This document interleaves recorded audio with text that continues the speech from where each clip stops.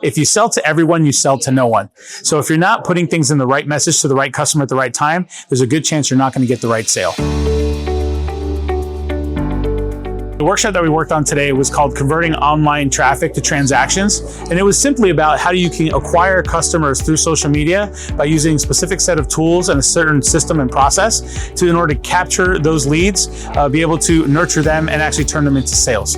So it means a lot to me to see a bunch of people in attendance today because it actually shows that these programs that we're offering, especially this 3-part series that we just finished, is very well needed. A lot of people want to get this information because it's going to help them with their business, help them grow and scale in the future.